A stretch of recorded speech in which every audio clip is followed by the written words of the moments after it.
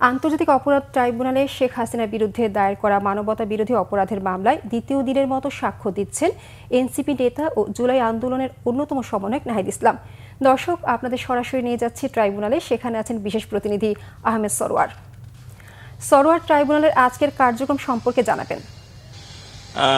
আজকে বেলা 11টার পরে এনসিপি আহ্বায়ক নাহিদ আসেন। আজকে তার দ্বিতীয় দিনের মতো সাক্ষ্য গ্রহণ।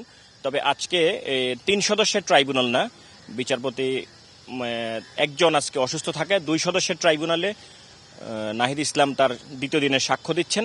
আজকে আমি যখন বের হয়ে আসি ট্রাইব্যুনাল থেকে, তখন তিনি আসলে ওই যে 26শে জুলাই তাদেরকে যে হাসপাতাল থেকে তুলে নিয়ে ডিবি অফিসে নিয়ে যাওয়া হয় সেই সময়ের বর্ণনা দিচ্ছিলেন।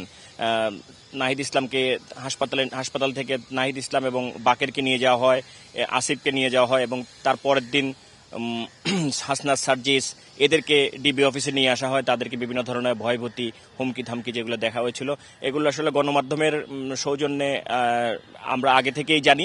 সেই বিষয়গুলি নাহিদ ইসলাম বর্ণনা করছেন আর কি। তো আপনাকে জানিয়ে রাখি যে আজকে নাহিদ ইসলাম 47তম সাক্ষী হিসাবে এই মামলায় সাক্ষ্য দিচ্ছেন।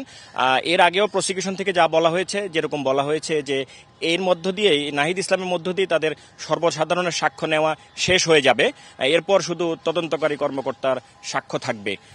মানে আস্তে আস্তে এই মামলাটা সাক্ষ্য গ্রহণ শেষ এবং জেরার পরে শেষ হয়ে গেলে বিচার কার্যক্রম অর্থাৎ যুক্তিতর্ক দিয়ে বিচারের পরবর্তী কার্যক্রমের দিকে যাবে।